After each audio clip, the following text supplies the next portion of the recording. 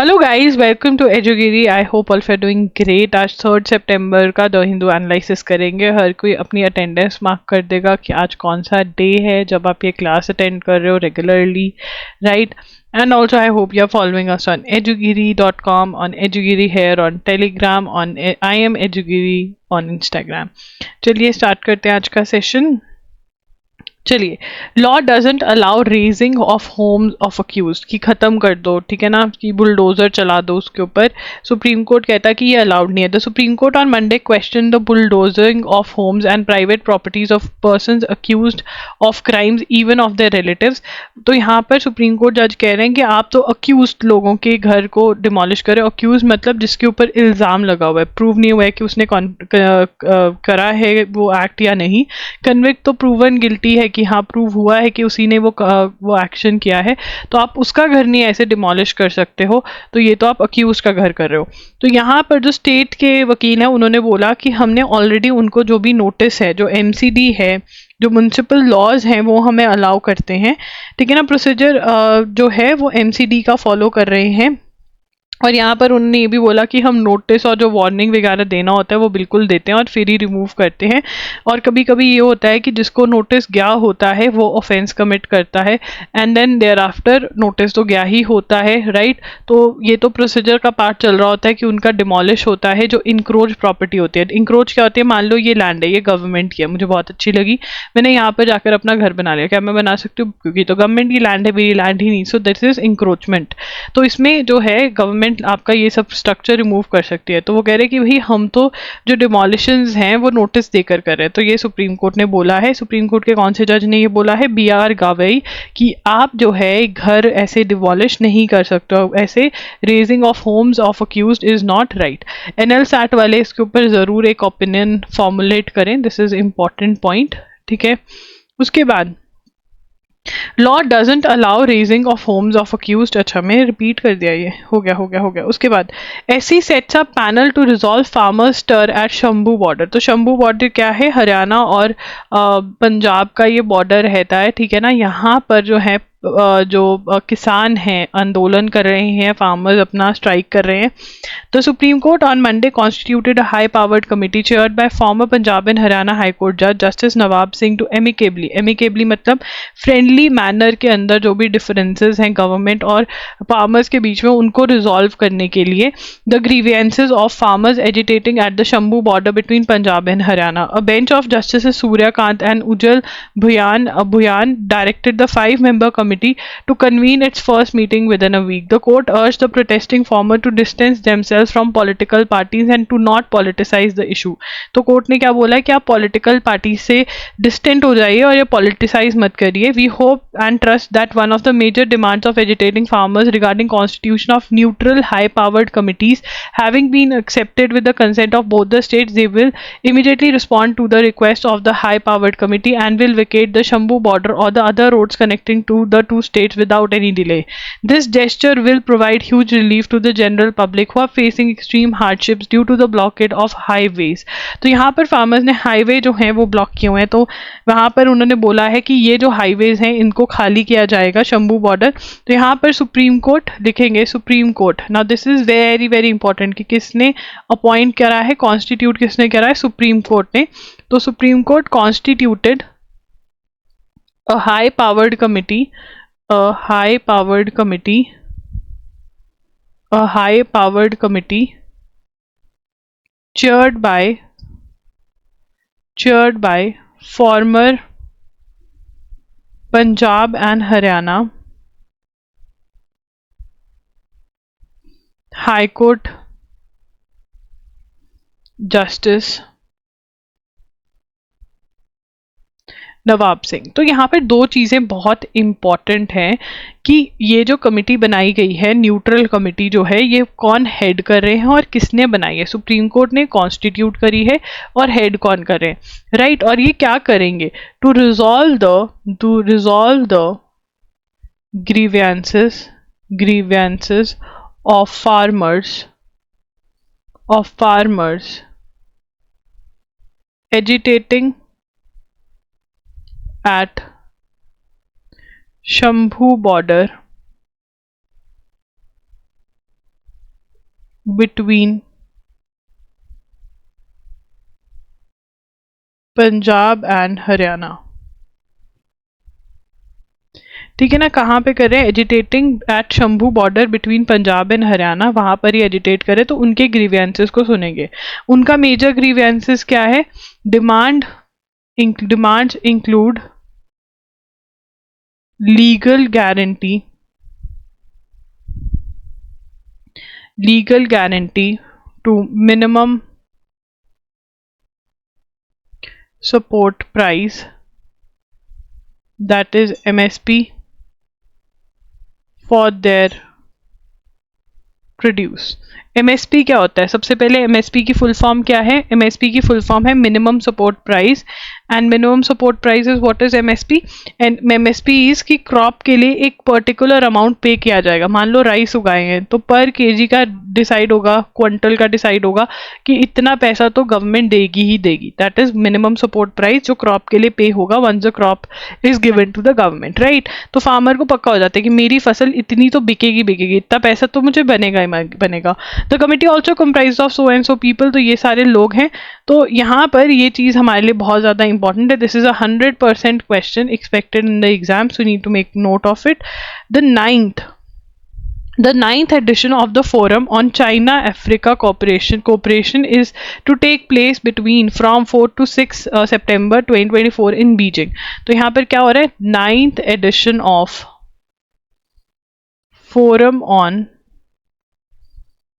China-Africa Cooperation, that is FOCAC, ठीक है ना, to take place in Beijing. कहां पर होगी ये, बीजिंग में होगी, ठीक है। उसके बाद the event comes at a time when African nations are facing multiple issues such as inflation क्या होती है, इन्फ्लेशन मतलब प्राइस राइज, कि अगर हम लास्ट ईयर से बेसिक चीज़ों का प्राइस, बेसिक कम्युनिटीज़ का, बेसिक नेसेसिटीज़ का प्राइस कंपेयर करें तो that has increased. So basic necessities का प्राइस इंक्रीज हो गया है। Currency depreciation, value of currency जो है अगर हम डॉलर से कंपेयर करें या वर्ल्ड की दूसरी जो करेंसीज है कंट्रीज़ की उनसे कंपेयर करें तो वो जो है कम होता जा रहा है। अ हैवी डेट बर्डन, लोगों के पैसे, कंट्रीज़ के पैसे, ऑर्गेनाइजेशंस के पैसे वापस करने हैं। अनकॉन्स्टिट्यूशनल मिलिट्री टेक ओवर करी है बहुत सारी जगहों पे। जियो पॉलिटिकल इशूज क्या है, चैलेंजेस क्या है, Israel Hamas Russia Ukraine Wars, attack by Houthi rebels commercial ships पे जो रेड सी के अंदर अटैक्स हो रहे हैं, ये इनके मेजर इशूज हैं अफ्रीका वालों के। Moreover a sense of summit fatigue has seeped into the mindset of African leaders following multiple recent Africa +1 sits. अब वो कह रहे कि अफ्रीकन यूनियन है, अफ्रीकन यूनियन +1 मतलब बहुत सारी जो कंट्रीज है अफ्रीका के अंदर, जो कंट्रीज है उनकी ये यूनियन है। इसके साथ बहुत सारी कंट्रीज जो हैं जैसे यूएस भी कर रही है, तुर्की भी कर रही है, रशिया भी कर रही है, साउथ कोरिया समिट कर रहे हैं। तो फैटीग आ गया, मतलब वो थक चुके हैं ये अटेंड कर करके, ऐसा बोल रहा है एडिटर। तो हमें पता होना चाहिए कि ये चाइना के अंदर क्या हो रही है, 9th edition of forum on China Africa cooperation. FOCAC का फुल फॉर्म क्या है, दिस इज इंपॉर्टेंट। फोकाक का फुल फॉर्म हमें ये पूछ सकते हैं पेपर में, राइट। आगे चलेंगे, that is African union plus China की मीट है ये, प्लस चाइना, ठीक है।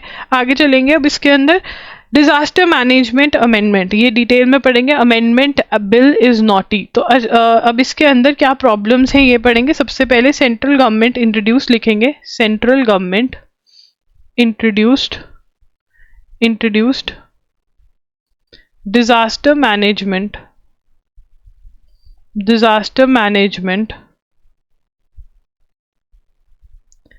अमेंडमेंट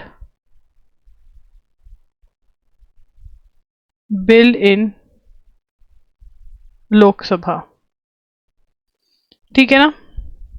तो central government introduced disaster management amendment bill in Lok Sabha, ठीक है ना। अब ये क्या है नाउ, अब यहाँ पे वो क्या कह रहे हैं, अमेंडमेंट मतलब चेंज, डिजास्टर मैनेजमेंट बिल के अंदर चेंजेस लेकर आनी है, लॉ के अंदर चेंजेस लेकर आनी है, एक्ट में चेंजेस लेकर आनी है, इसलिए ये लेकर आए हैं। तो यहाँ पर तो कौन सा एक्ट है? Disaster management act 2005। ठीक है ना। अब यहाँ पर चेंजेस क्या ला रहे हैं इसको पढ़ेंगे डिटेल में। On August 1, 2024 the central government introduce disaster management amendment bill in Lok Sabha brought in the wake of climate induced disaster bill shows such evidence of a further centralisation of an already heavy centralised disaster management act. अब यहाँ पर ये opinion है। Opinion सिर्फ और सिर्फ कौन लिखेंगे? ओपिनियन सिर्फ और सिर्फ जो एस्से राइटिंग वाले बच्चे हैं वो लिखेंगे, बाकी सब इस ओपिनियन को समझेंगे। ओपिनियन में ये लोग क्या कह रहे हैं कि it is a more centralised act. ठीक है ना। It is amendment will further centralise the act. Centralise का मतलब क्या हो जाता है? More power to union government.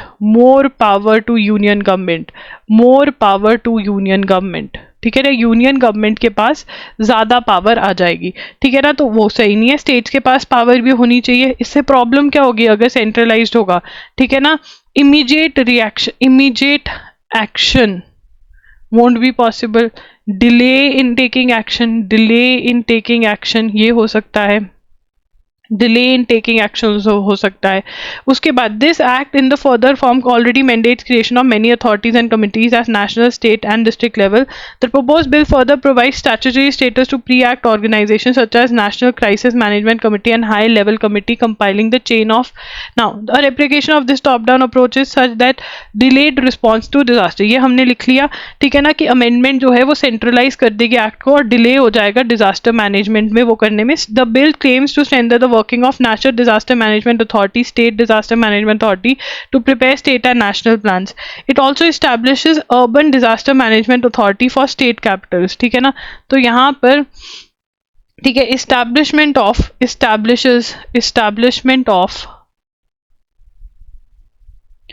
Urban Disaster Management Authority for state capitals and cities। ठीक है ना। उसके बाद नो फाइनेंशियल डेवोल्यूशन का मतलब क्या है? उससे पहले हम समझेंगे कि अर्बन डिजास्टर मैनेजमेंट अथॉरिटी हर कोई लिखेगा, स्टेट कैपिटल्स में बनाई जाएंगी। नो फाइनेंशियल डेवोल्यूशन जो है ऐसे राइटिंग वाले लिखेंगे, मतलब जो फाइनेंसेस हैं वो स्टेट के हाथ में नहीं है, सेंट्रल गवर्नमेंट के हाथ में, which is again not fine. ठीक है ना। तो ये बोला जा रहा है। सो गाइज अब यहाँ पर जितना भी ये डिजास्टर मैनेजमेंट वाला ये टॉपिक है, please go to the Hindu website and read about it. जितने भी ऐसे राइटिंग वाले बच्चे हैं, you need to write down about it. NLSAT और SLS पुणे के लिए ये बहुत ज्यादा इंपॉर्टेंट है। आगे चलेंगे। अनदर एक्सकलेशन, मणिपुर के अंदर दोबारा से एक्सकलेशन हो गई। कुकीज और मिलिटेंट्स ने जो है मेतीस पर अटैक किया है, ड्रोन्स का यूज किया है। और यहाँ पर कहा जा रहा है कि म्यांमार का जुंता जो है, जो म्यांमार का मिलिट्री हेड है, वो इनकी हेल्प कर रहा है, तभी इनके पास ऐसे ड्रोन्स वगैरह आ रहे हैं। ठीक है ना। म्यांमार जुंता की कौन हेल्प कर रहा है? चाइना। और मतलब ये जो मणिपुर के राइट्स हैं, क्या इसके पीछे मणिपुर और म्यांमार और चाइना है? एंड क्या इसके अंदर ये सिक्योरिटी के अंदर सबसे बड़ा लूप होल जो है, अभी तक हम JNK में इशू फेस कर रहे थे, क्या अब हम मणिपुर की तरफ से भी इश्यूज फेस करेंगे जिसमें इंटरनेशनल चीजें जो है वो इन्वॉल्व होंगी? This is a problem and this is a very very big worry. इसके अंदर एक्शन लेना पड़ेगा। You should just know about it as of now. अगर हम डिजास्टर मैनेजमेंट एक्ट की और बात करें, the amendment bill goes on to dilute the wording of national disaster response fund by removing the purposes for which the fund shall be used. अब यहाँ पे कह रहे हैं कि पर्पस जिसके लिए फंड यूज हो सकता था उसको डाइल्यूट कर रहे हैं। डाइल्यूट का मतलब कि जो पहले था क्लियर कट था, अब इसके अंदर थोड़ा कंफ्यूजन क्रिएट करने की कोशिश करें। Again this is an opinion of the one who has written the article, right. उसके बाद आगे चलेंगे। This is what you have to read कि यहाँ पर जो हीट वेव्स है, heat waves not considered a disaster, ये भी एक प्रॉब्लम है। ठीक है ना कि डिसकंसिडर किया जाना चाहिए, उसमें भी हेल्प चाहिए होती है, तो ये इसमें बोला गया है। उसके बाद आगे चलेंगे। What is the unified lending interface by RBI? तो यहाँ पे लिखेंगे unified lending, unifying lending interface, जिसको बोल रहे हैं यूएफआई, यूनिफाई, यूएलआई, यूएफआई नहीं, यूएलआई, ठीक है ना, यूएलआई। ये किसका है? By Reserve Bank of India.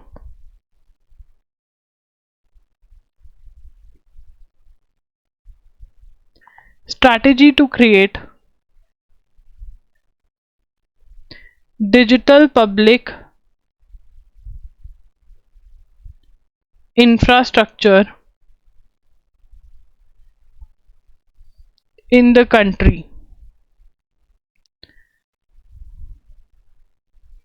ठीक है ना। इंट्रोड्यूस्ड बाय, ये किसने? Introduced by Reserve Bank innovation hub,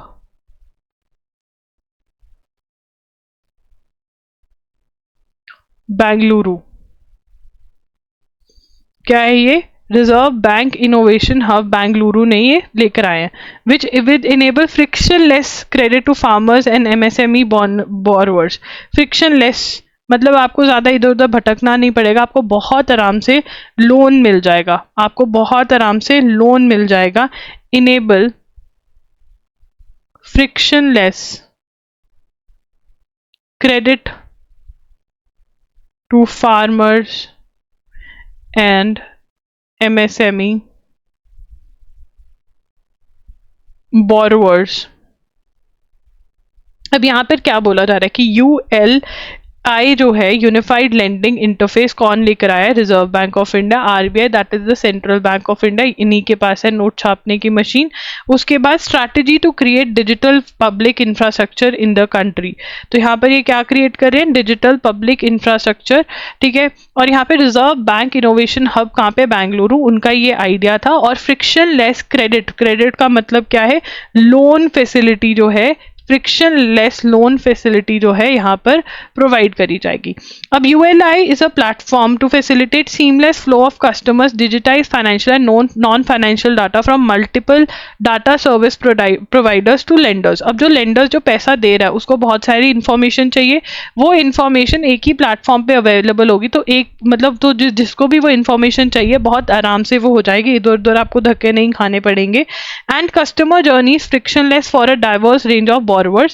This platform facilitates seamless and consent-based flow of digital information, including even land records। आपको लोन लेना है, लैंड के पेपर्स देने, बहुत आराम से आप फ्रॉम वेरियस स्टेट्स वो लैंड के पेपर्स जो है अपने बोरोवर को अपने क्रेडिट दिखा सकते हो जिससे भी लोन ले रहे हो। This will also bring down the time taken for giving the loan, ठीक है। For small and rural areas के अंदर भी आसान हो जाएगा। The ULA architecture has common standardised application programming interface designed for a plug and play approach to ensure digital access to information from diverse sources। तो बहुत diverse sources जो होते हैं वो assess कर पाएंगे, मतलब different companies, different organizations जो हैं वो assess कर पाएंगे इस organization को, इस platform को। and also आपकी information अगर किसी को दी जा रही है तो आपकी permission के बिना नहीं दी जाएगी, आपकी permission ली जाएगी। This will reduce the complexity of multiple technical integration, besides enabling borrowers to get the benefit of seamless delivery of credit and quicker turnaround time without requiring extensive and time-consuming documentation। Lenders would gain access to customer data from various sources, including government databases and satellite imagery through। तो यहाँ पर government से जो data चाहिए वो भी बहुत आराम से मिल जाएगा, जैसे कि लैंड रिकॉर्ड या कुछ और। एंड ऑल्सो सैटेलाइट इमेजिंग भी होगी जिसके अंदर पता चल जाएगा जो भी इंफॉर्मेशन सैटेलाइट के थ्रू इकट्ठी हो सकते हैं, may be about the land और anything. And fintechs can gain access to variety of lenders on one platform. जो फिनटेक्स है, फिनटेक्स से जो फाइनेंशियल कंपनीज हैं जिनको लोन्स देने हैं, जो आप हमें हर रोज फोन करते हैं कि जी आपको लोन चाहिए, उनको भी एक ही प्लेटफॉर्म पे बहुत सारे लोग मिल जाएंगे और उनको वो पिच भी कर सकते हैं कि हमसे लो, हम बेहतर हैं। How will it work? For the first time loan seekers without any, अब यहाँ पर how did it start? Basically the RBI on August 10, 2023 announced the setting up of a public tech platform for frictionless credit, which is now branded as ULI. The central bank was of the view that with the rapid progress of digitalization, that data required for credit, मतलब ये credit जो है वो होगा. A pilot project for digitization Kisan Credit Card loans for less than this began in this. The initial results of which got underway in select district were encouraging. तो यहाँ पर अब हमें 2 से 3 चीजें ही नोट करनी है, वो कर लेंगे. सबसे पहले कौन ये कॉन्सेप्ट लेकर आया, आरबीआई लेकर आया, और इसमें क्या है, तो इसका जो मेजर एम है, platform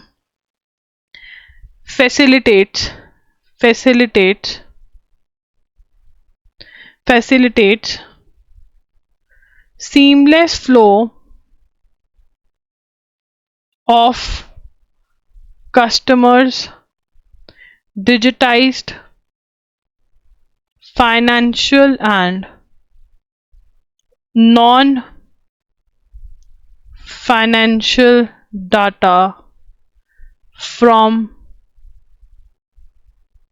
multiple data service providers to lenders. मतलब अगर मैं आसान भाषा में बोलूं, ठीक है ना, आसानी से लोन मिल जाएगा, ठीक है ना, इजी लोन प्रोसीजर, ठीक है ना, इजी लोन प्रोसीजर. जो भी आपको डॉक्यूमेंट्स चाहिए, इंफॉर्मेशन चाहिए, वो एक जगह पर मिल जाएगी, तो बहुत आसानी से आपको लोन मिल पाएगा. This is what the platform is all about. उसके बाद यहाँ पर बात करी गई है किसके बारे में, इसके बारे में बात करी गई है किसान क्रेडिट कार्ड के बारे में बात करी गई है. किसान क्रेडिट कार्ड के बारे में बात करी गई है, दैट इज केसीसी लोन्स के बारे में बात करी गई है, ठीक है ना. किसके बारे में बात करी गई है, किसान credit card is KCC loans, ठीक है ना. तो यहाँ पर began in September 2022 loans of less than rupees 1.6 lakh, ठीक है ना, सितंबर 2022 में स्टार्ट हुआ. Initial results of KCV pilot project, अब यहाँ पे बस ये ठीक है, इतना ही हम करेंगे, ठीक है ना. और ये स्टार्ट कैसे हुआ, आरबीआई इन अगस्त 2023 अनाउंस्ड समथिंग लाइक यूएलआई, ठीक है ना. बस ये हमारे क्वेश्चन कवर हो गए इसमें से. उसके बाद Nitesh turns it around after a string of losses against बेथिल, facing on an opponent who had beaten him 9 times in the past. Kumar, Nitesh, an IIT Mandi graduate, displayed immense mental for good win over Great Britain thoughts. तो यहाँ पर ठीक है, forget thought will I push, ठीक है, यहाँ पे लिखेंगे नितेश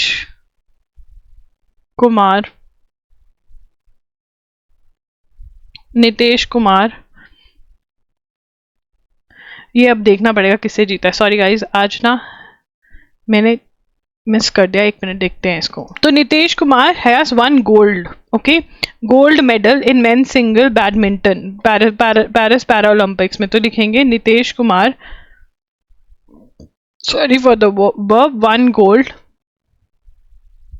इन men single SL3 badminton event, defeated England's Daniel Bethel, ठीक है ना. ये पैरा ओलंपिक्स में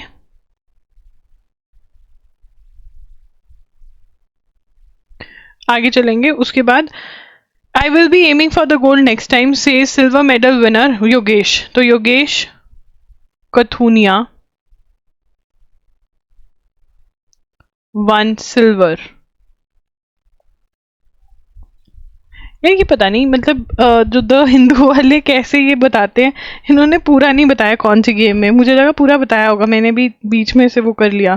तो इसकी गेम जो है तुम्हें इसकी कैटेगरी और गेम तुम ढूंढ कर लिखोगे, ठीक है, गेम आयनी गेम. उसके बाद Thulasimathi who took the second spot in women singles SU5 badminton said it was a mixed feeling. तो थुला सिमाथी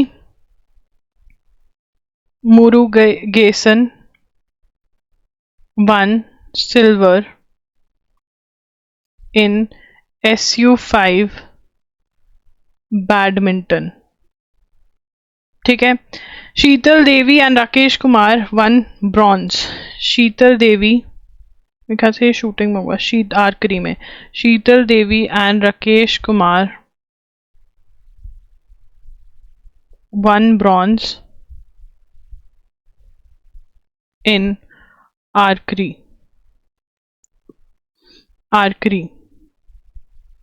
ठीक है, became the first woman to win an archery medal at quadrennial showpiece. Sheetal became first Indian woman to win an archery medal at the quadrennial showpiece. अब यहाँ पे Sheetal Devi and Rakesh Kumar wins bronze, back bronze in the archery, ठीक है, Paralympic, and Harvinder Singh clinched an individual bronze in Tokyo. ये previous Olympics की बात हो रही है, यहाँ पर प्रीवियस ओलंपिक्स की बात हो रही है। ठीक है, अब आगे चलेंगे। उसके बाद Rakesh, Bangladesh wants to start talks with India over Teesta water dispute. तो तीस्ता वाटर डिस्प्यूट जो है, it is a dispute between, Teesta water dispute is a dispute between India and Bangladesh. ठीक है ना। अब यहाँ पर बांग्लादेश में सत्ता पलट गई है, चेंज हो गई है, तो वहाँ पर वो कह रहे हैं हम दोबारा से बात करना चाहते हैं about Teesta water dispute. Will India talk? I don't think. India की मजबूरी थी जब शेख हसीना पावर में थी कि हमें इनसे बात करनी पड़ रही थी, बट अब हम नहीं करना चाहेंगे बिकॉज अभी ये वैसे ही हमारे बारे में बहुत बकवास मार रहे हैं, तो पता चल रहा है they are not in our favour. ये पाकिस्तान चाइना के साथ ज़्यादा इंटरेस्टेड है बात करने में, तो उनके साथ ही होगा।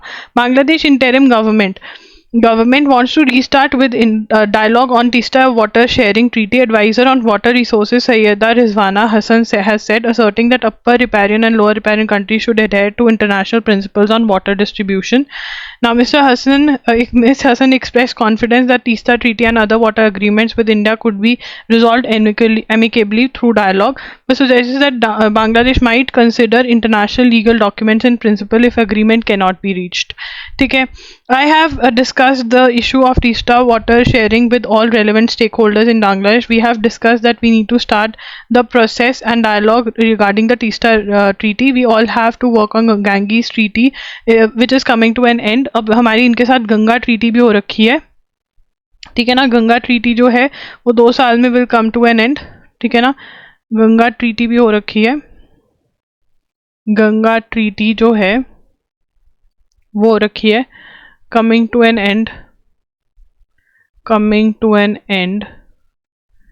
in 2 years,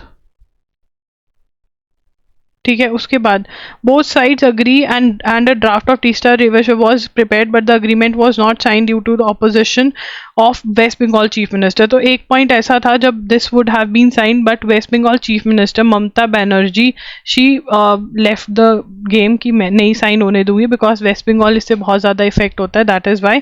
So we will start from the point with the draft of agreement and urge India to restart dialogue. अब देखते हैं इंडिया जो है वो डायलॉग करता है इनके साथ या नहीं करता। उसके बाद नेतन्याहू अंडर प्रेशर, इजराइल के अंदर प्रोटेस्ट चल रही है, लोग गुस्सा हैं बिकॉज होस्टेजेस जो अटैक हुआ था जिसमें लोग बंधक बना के लोगों के रिश्तेदारों को अपनों को ले गए थे, वो होस्टेजेस डेड पाए जा रहे हैं गाजा के अंदर, ठीक है ना। तो गवर्नमेंट के साथ बहुत गुस्सा शो करा जा रहा है, तो वहाँ पर प्रोटेस्ट हो रही है कि वॉर को ख़त्म बंद किया जाए। A rare general strike in Israel to protest the failure to return hostages held in Gaza led to disruptions around the country on Monday, while US president Joe Biden added to the pressure by saying Israeli prime minister Benjamin Netanyahu is not doing enough to reach a deal for ceasefire and hostage release. The strike was ignored in some areas, reflecting the political divisions in Israel over a ceasefire deal after nearly 11 months of fighting. Hundreds of thousands of Israelis had poured into the street late on Sunday in grief and anger after 6 more hostages were found dead in Gaza. It appeared to be the largest protest since the start of the war. The families and much of the public blamed Mr. Netanyahu, saying they could have been returned alive if in a deal with Hamas.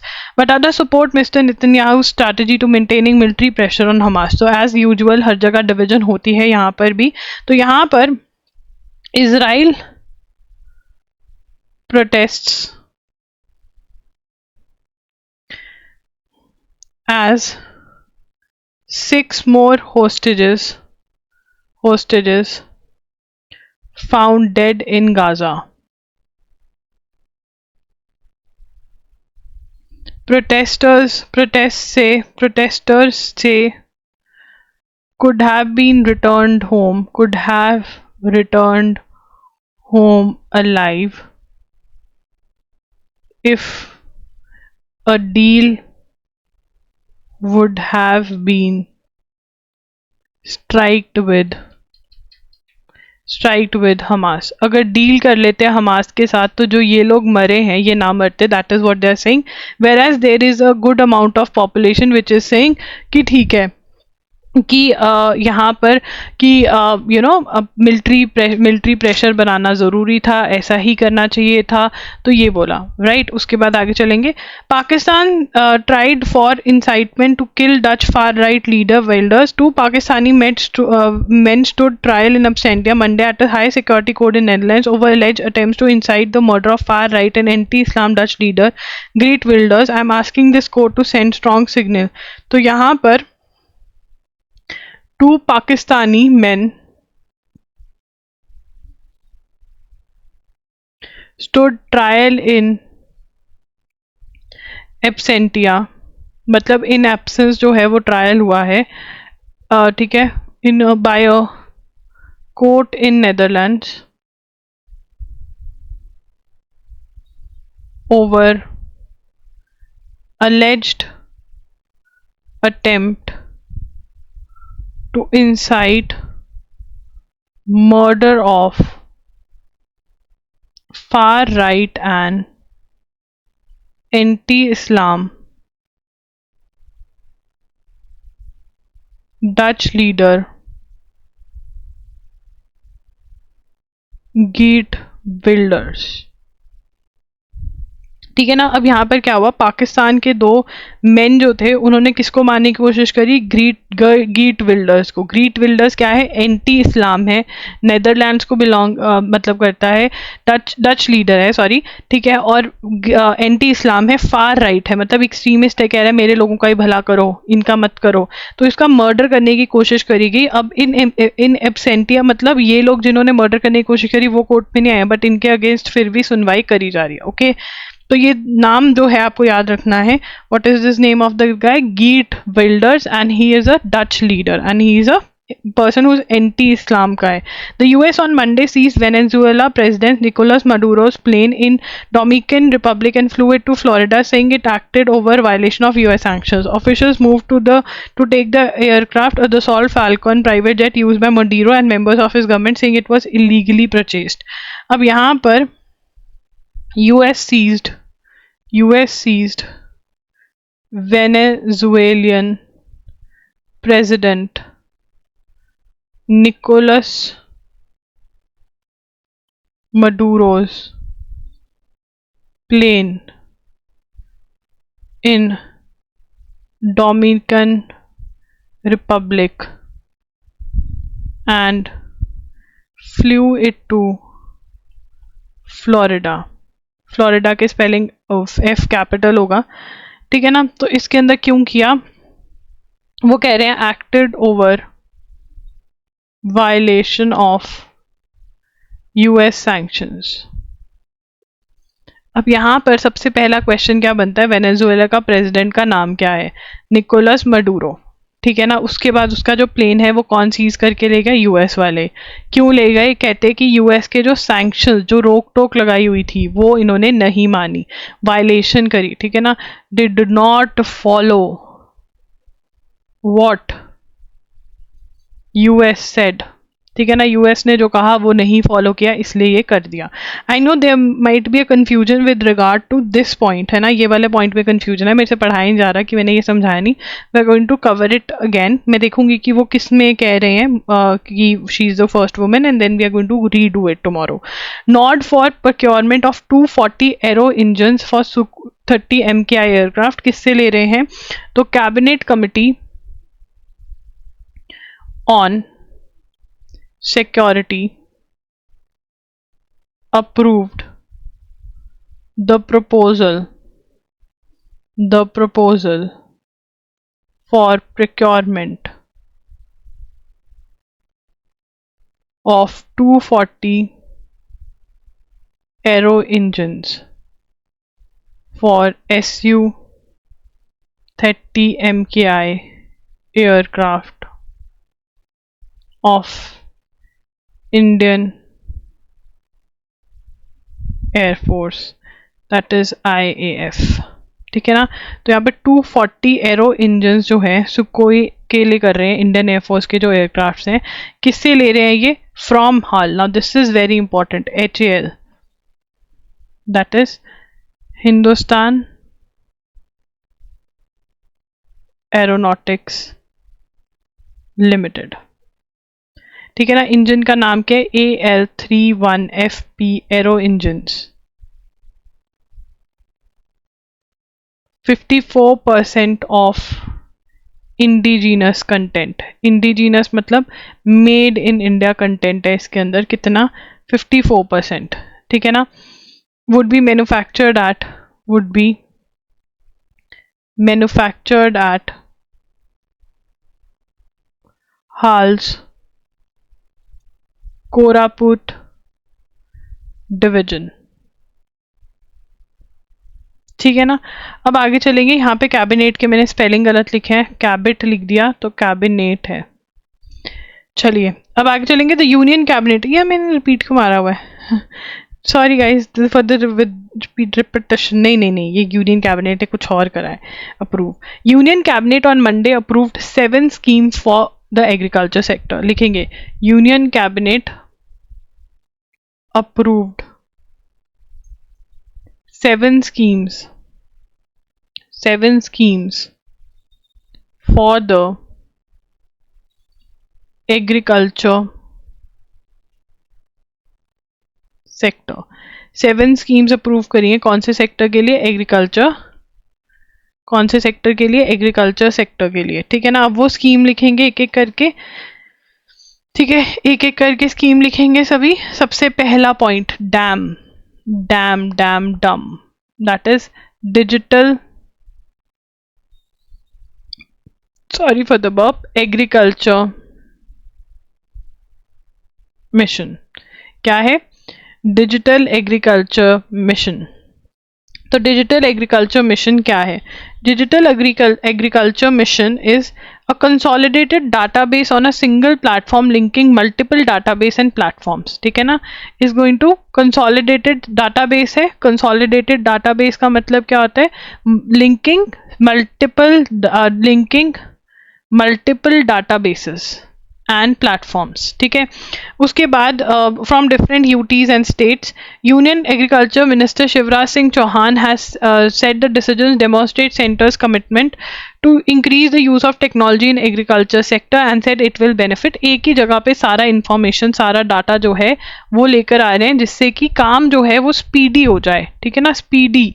उसके बाद the dam has total outlay of so and so, it comprises of an agri stack which will function as a registry for farmers, village land maps and crops, the Krishi decision support system to create a comprehensive geospatial setup to unify remote sensing based information on crops, soil। तो ये सारा होगा। ठीक है, तो यहाँ पर हम सबसे पहले अपना डैम लिख लेते हैं कि डैम क्या है, राइट। तो डैम क्या है? Consolidated database, consolidated database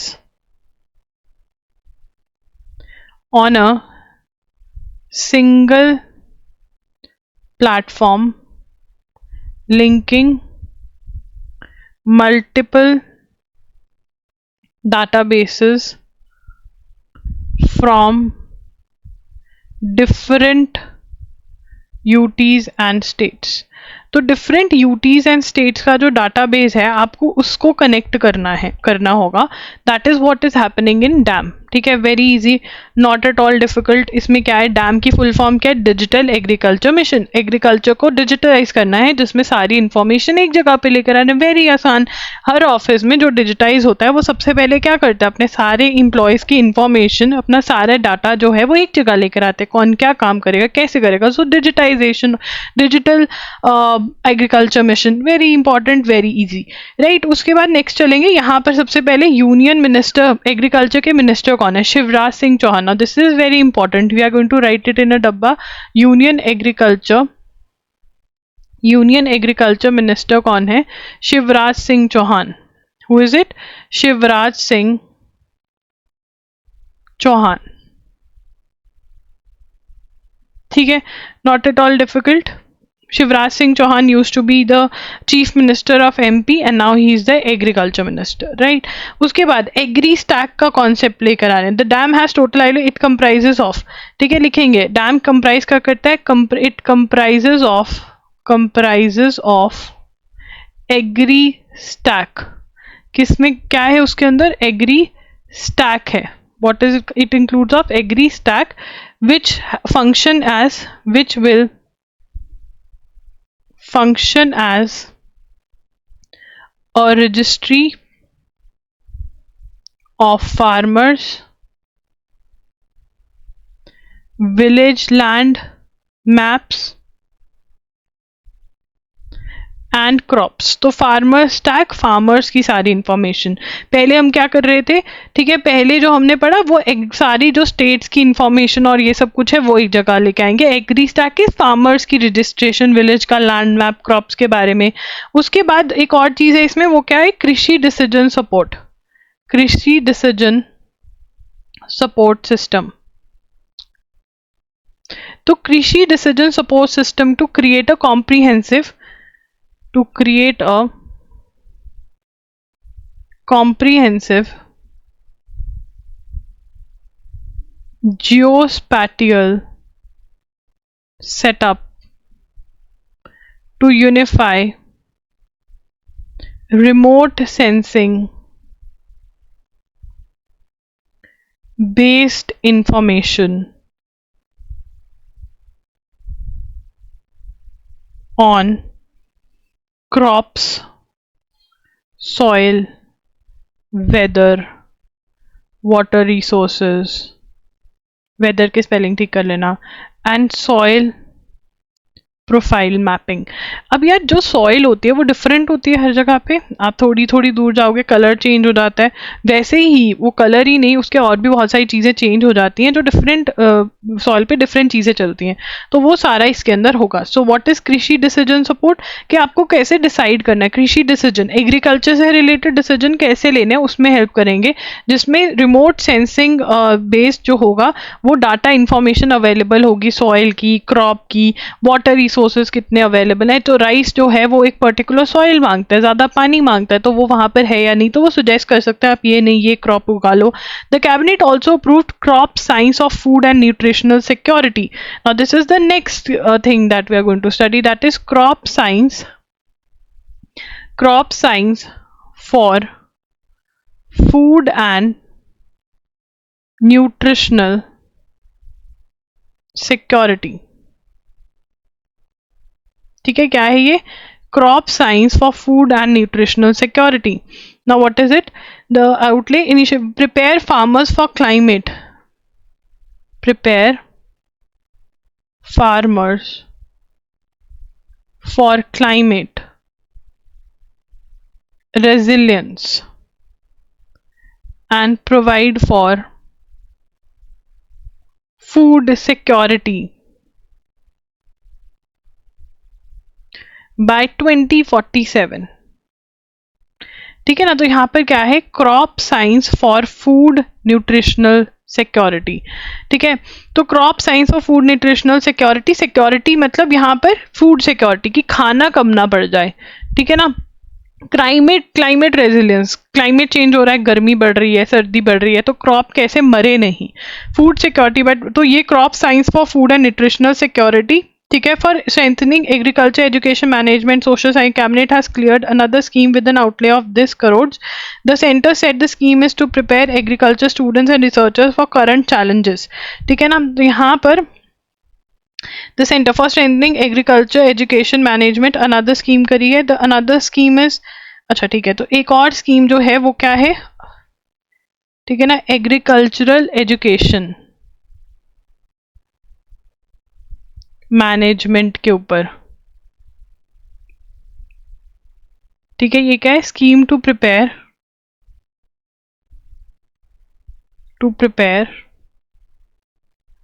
agriculture students and researchers for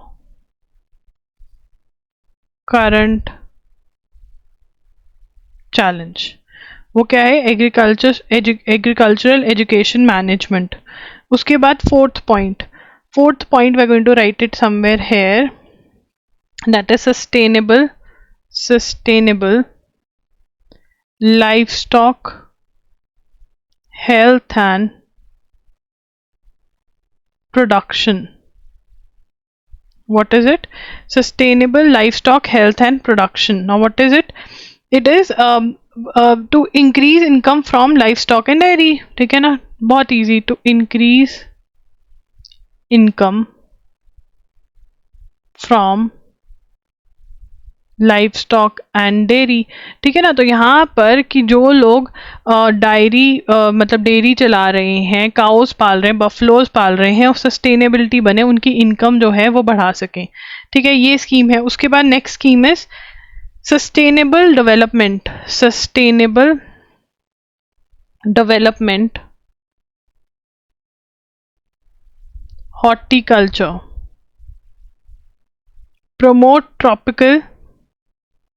promote tropical, subtropical and temperate horticulture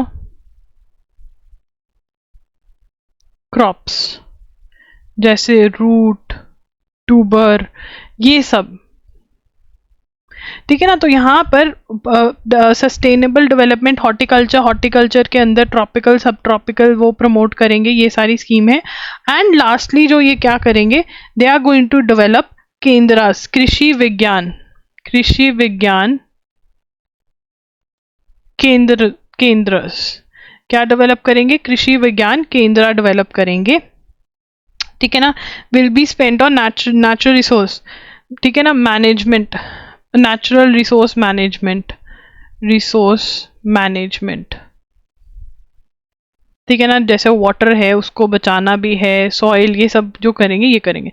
very very important, ठीक है ना, क्वेश्चन कैन बी आस्क्ड, बहुत ही कंसाइज हर स्कीम के बारे में लिखा है। Centre seeks Netflix explanation row over hijack web series, hijack पे एक वेब सीरीज आई तो पढ़ते हैं। The information and broadcasting minister has demanded an explanation from content head of Netflix after controversy erupted over the depiction of hijackers in the series, ठीक है ना। Controversy on depiction of hijack series IC814 the Kandahar hijack, तो Indian उसको hijack कर लिया था, ठीक है ना, और उसके अंदर हमें टेररिस्ट छोड़ने पड़े थे। The hijack was done by Pakistan involve था, ISI इन्वॉल्व था इसमें, ठीक है ना। ISI Pakistan ISI back terrorist, ठीक है ना। हाईजैक्ड बाय लिखेंगे, hijacked by Pakistan ISI backed terrorist, ठीक है ना। और उसके अंदर Hindu names given to terrorist को जो है हिंदू नेम्स दिए गए हैं, ठीक है ना। जबकि जो हाईजैकर्स का रियल नेम जो था वो रियल नेम वर मुस्लिम्स, ठीक है ना। मुस्लिम्स ने एक्चुअली किया था, जिनके नाम ऐसे थे कुछ: इब्राहिम अठार, Shahid Akhtar, Syed Sunny Ahmed Qazi, Mistri Zahoor Ibrahim and Shakir, according to government records. These were the names. And इसके ऊपर कंट्रोवर्सी हो गई। नेटफ्लिक्स पर ये सीरीज जो है, नेटफ्लिक्स वेब सीरीज जो है, ये रिलीज हुई है, ठीक है। आगे चलेंगे। Centre constitute 23rd law commission. Centre ने कॉन्स्टिट्यूट करा है, centre constitutes 23rd 2323 law commission. 2 के बाद 3 आता है, इजी, ठीक है। लॉ कमीशन क्या करता है? डिफरेंट डिफरेंट लॉ के टॉपिक्स पे रिसर्च करके अपनी ओपिनियन देता रहता है, ठीक है ना। बहुत सारी रिपोर्ट्स छापता है। एक लॉ कमीशन एक से ज़्यादा रिपोर्ट छापता है, तो you will see a number of reports that are coming, ठीक है ना। पीरियड ऑफ 3 ईयर्स, कितने सालों के लिए ये होता है? 3 सालों के लिए ये बनाया जाता है, ठीक है ना। 3 ईयर्स के लिए होता है। 23rd चल रहा है, तो 23rd इज वेरी इंपॉर्टेंट, ठीक है ना। नाउ इसके अंदर with the provision to serving Supreme Court and high court जजेस एज चेयरपर्सन एंड मेंबर, ठीक है ना। To appoint, provision to appoint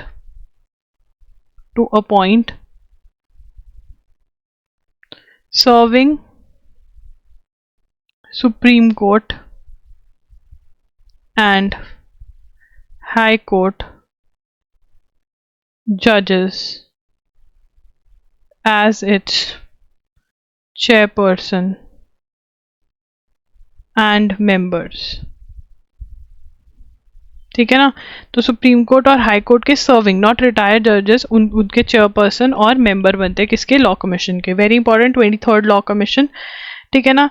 तो जेसीसी जो है वो सेटअप कर दी गई है, यहाँ पर होगा in Brunei system based. 1 minute. So first joint commanders conference to see push for theatre commands. Theatre commands है क्या? What are theatre commands? तो अभी तक हमारी जो आर्मी, नेवी, एयरफोर्स, ये हमारी जो 3 हैं, ये एक दूसरे के साथ काम तो करती थी, बट ऐसे नहीं अलग अलग ज़्यादा काम करती थी। अब क्या हो गया है? अब समझ में आ गया कि अगर कल को लड़ाई लगती है, हमें लड़नी पड़ती है, तो इंटीग्रेशन बहुत ज़्यादा ज़रूरी है। इंटीग्रेटेड मतलब कि एक साथ काम करना बहुत ज़रूरी है। तो इसीलिए the concept of integrated forces, integrated theatre commands आया है, राइट। तो फर्स्ट जॉइंट कमांडर्स समिट हो रही है, कॉन्फ्रेंस हो रही है, तो ये लिख लेते हैं। First joint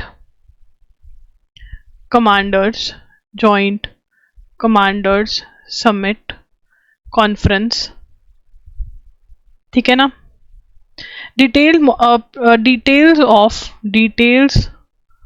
of services by creation of integrated theatre commands. तो इंटीग्रेटेड थिएटर कमांड्स का क्या कॉन्सेप्ट है? इंटीग्रेटेड थिएटर कमांड्स का जो कॉन्सेप्ट है उसमें कि एक साथ काम करेंगे, that is Indian air force, navy और आर्मी जो है अलग अलग नहीं होंगी, एक साथ काम करेंगे और इनकी एक जगह से ही काम करेंगे, राइट। तो ये है। अब यहाँ पर will be presented to defence minister Singh at जो फर्स्ट जॉइंट कॉन्फ्रेंस शेड्यूल। तो यहाँ पर details of services of creation of integrated theatre commands to be presented to defence minister, presented to defence minister को प्रेजेंट करेंगे, ठीक है ना। तो जॉइंट फर्स्ट जेसीसी जो हो रही है, जॉइंट कमांडर्स कॉन्फ्रेंस को जेसीसी बोल रहे हैं, कहाँ पर हो रही है? लखनऊ में हो रही है। Where is it happening? Lucknow, that is central command headquarter. Central command headquarter में जेसीसी जो हो रही है, ठीक है ना। और इसकी थीम क्या है? What is the theme?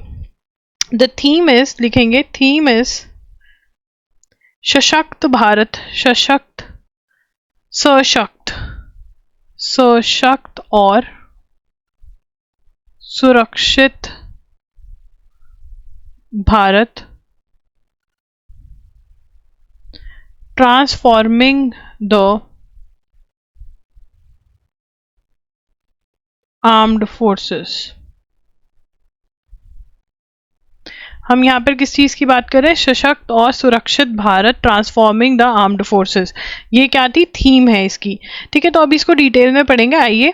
While those discussing continuity plans to set up the joint logistic nodes are in advanced stages, sources said the new GLNs to come up at Leh, Siliguri, Sulur, Prayagraj will add to the existing lists. अब यहाँ पर ये किसके बारे में बात कर रहे हैं? Joint logistics nodes. Joint logistics nodes क्या है? विल प्रोवाइड इंटीग्रेटेड, मतलब एक साथ। अभी क्या है, ये आर्मी का है, ये नेवी का है, ये एयरफोर्स का है, ऐसा होता है नहीं, बट अब तीनों का सामान, लॉजिस्टिक्स क्या है, सामान जो है वो एक साथ रखा जाएगा और उसके लिए सेंटर्स क्रिएट करे जा रहे हैं। तो नए सेंटर्स जो हैं, ठीक है, तो हम यहाँ पे लिखेंगे 4th point, plans to set up four more joint logistics nodes, that is JLNs, ठीक है ना। अब यहाँ पर कहाँ पर आएंगे? ले, सिलीगुड़ी, सुलूर एंड प्रयागराज, ठीक है ना। और ऑलरेडी कहाँ पर है? Will add to existing nodes, that is Mumbai, Guwahati, Port Blair. तो अगर मेरा क्वेश्चन बने कि कहाँ कहाँ पर नोड्स हैं, ऑलरेडी यहाँ पर हैं, कहाँ कहाँ पर अपकमिंग है, वो यहाँ पर हैं, these are the places, right. उसके बाद the detailed recommendation by the services based on various studies conducted would be presented, कि ये जो इंटीग्रेटेड कमांड्स है ये कैसे काम करेंगी। The broad consensus among services is for creation of 3 theatre commands, 2 land commands focusing on western and northern borders and maritime command to oversee the country's vast coastline. तो यहाँ पर बोला जा रहा है कि 3 जो है थिएटर कमांड्स बनाने का डिसीजन लिया जा रहा है, जिसमें से 2 जो है वो लैंड कमांड्स होंगी, जिसके अंदर वो किसको देखेंगे? वेस्टर्न और नॉर्दर्न बॉर्डर्स को देखेंगे, और एक जो है मैरीटाइम, जो कोस्ट लाइन के लिए। What is coastline? जो सी और ओशन के साथ वाला एरिया है, जो लैंड एरिया है, जो वो जो कोस्टल एरिया है, उसको देखेंगे, ठीक है। उसके बाद the other and more pertinent recommendation confirm by multiple sources is that all the 3 commanders of the theatre commands as well as vice chief of defence staff should be 4-star officers. तो अब यहाँ पे ये सारी the first JCC set up to take place. तो अब ये सारे डिस्कशन यहाँ पे लेंगे। हमारे लिए जो इंपॉर्टेंट क्वेश्चन बनता है कि जो फर्स्ट JCC है वो कहाँ पर हो रही है? लखनऊ में। That is the central command का हेडक्वार्टर, ठीक है। Theme is also very important. And JLNs क्या है? Joint JLN will provide integrated logistics cover, ठीक है ना, एक साथ। अगेन इंटीग्रेटेड इज एक साथ। In Brunei he is expected to meet the sultan prime minister Hassanal बोखली।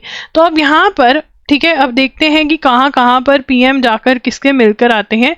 But हमें ये फैक्ट पता होना चाहिए कि हसानाल बोल किया, ठीक है ना, हसानाल बोल किया, बोल के हंसते रहे, ऐसा कुछ बनेगा। He is the PM of Brunei and world's longest reigning monarch, सबसे ज्यादा लॉन्ग जो मोनार्क होल्ड करके बैठा है, किंग, ठीक है ना। India and Bruny will sign an MOU on space cooperation to further their 2018 cooperation, ठीक है ना। तो यहाँ पर 2018 में क्या साइन हुआ था? Agreement on satellite trekking signed between India and Brunei, ठीक है। उसके बाद आगे चलेंगे। Assistants based on artificial intelligence such as Apple Siri, Amazon's Alexa have been around and they are defined in many way. They are called AI assistants as an artificial agent with natural language interface, ठीक है जी। तो AI agents क्या होते हैं? Next generation AI assistants are called AI agents। तो ये लिखेंगे, this is very important. Again AI agents क्या होते हैं? What are AI agents? AI agents क्या होते हैं? नेक्स्ट generation AI assistants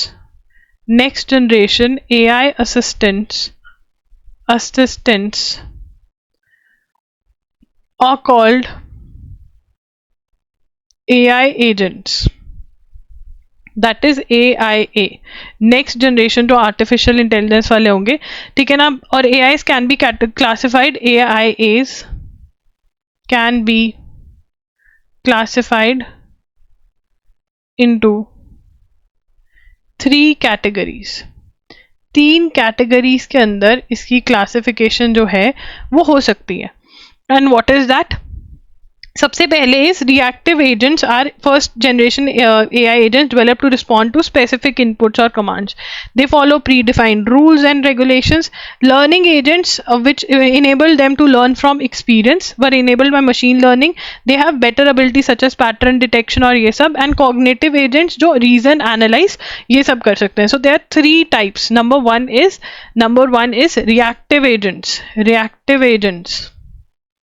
ठीक है ना, reactive agents. Number 2 is learning agents and number 3 is cognitive, मतलब इनमें थोड़ी अकल है, रीजन वगैरह कर सकते हैं, ठीक है ना। बस इतना ही जानना जरूरी है। अगर आपको डिटेल्स लिखनी है तो लिख सकते हो, बट अगर आप इतना भी याद कर जा रहे हो that is more than enough, आपका क्वेश्चन का आंसर निकल जाएगा। So guys that's it. loggery.in पर जरूर विजिट करें। I want to tell you कि अगस्त के MCQs भी आ चुके हैं, 2 टेस्ट डल चुके हैं, बाकी जो है वो डल जाएंगे, ठीक है ना। So you can practice is very very important. अगर आप रेगुलरली क्लासेस लगा रहे हो, 2 चीजें करनी बहुत इंपॉर्टेंट है, नोट्स को रेगुलरली रिवाइज करना, ठीक है, जो और एक्टिव रिकॉलिंग करके रिवाइज करना। I have already done so many videos on this channel कि एक्टिव रिकॉलिंग कैसे करना है, कोई भी एक वीडियो देख लो and you know how to do active recalling. The very next step is solving MCQs. The benefit of solving MCQs is that आप only and only the Hindu based questions नहीं लगा रहे हो वहां पर। टुवर्ड्स द एंड आपको हर महीने test के अंदर जो ऑलमोस्ट लास्ट 2 टेस्ट होंगे उसमें आपको एक्स्ट्रा क्वेश्चंस करवाए जाएंगे, जो कि आप कहते हो ना कि हमने वहां पे पढ़ा जो एक मिल गया, वो एक्स्ट्रा क्वेश्चंस जो हैं वो डिफरेंट वेबसाइट जैसे PIB, Indian express, newspaper, different magazines जो मार्केट में आ रही है वहां से आपका कवर करवाया जा रहा है, so that you don't miss out on anything, right.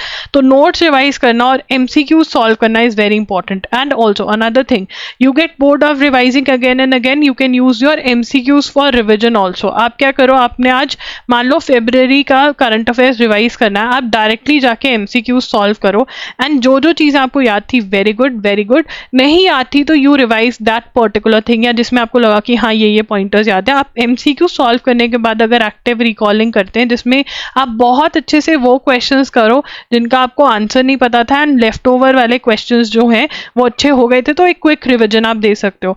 So yes, revision and solving MCQs is the next step. अगर आप रेगुलरली क्लास लगा रहे हो तो this is the next step, and for that अगस्त के MCQs आ चुके हैं, जनवरी टू अगस्त के आपके MCQs आ गए हैं, राइट। उसके बाद नेक्स्ट बात करेंगे कंपाइलेशंस की, वीडियो कंपाइलेशंस की, जिनको हम 1 शॉट्स भी बोलते हैं। तो 1 शॉट्स में भी अगस्त का पार्ट 1 जो आ चुका है, पार्ट 2 भी बहुत जल्द मैं अपलोड कर दूंगी। तो अगर आपका अगस्त का किसी वजह से मिस हो गई थी classes, then you can buy these, right. And अगर आपसे खुद से रिविजन नहीं हो पा रहा है, you are not able to revise, then also you can invest in these. Next is SLAT के जो मॉक टेस्ट हैं वो आ चुके हैं। Again if you are giving the exam, you want to buy, you can buy. NL SAT का answer writing course जो है that you can join. Again loggery.in पर जाकर आपको ये सब कुछ मिल जाएगा, ठीक है। जरूर बताना इन द कमेंट्स कि आपको ये सेशन कैसा लगा। Do like the video and yes, do subscribe to the channel. There are some students who watch us every day but have not subscribe. Please, yes, I am talking to you. Yes you little one, you subscribe to the channel and yes that's it. कल मिलेंगे। Bye bye, take care, thanks for joining in.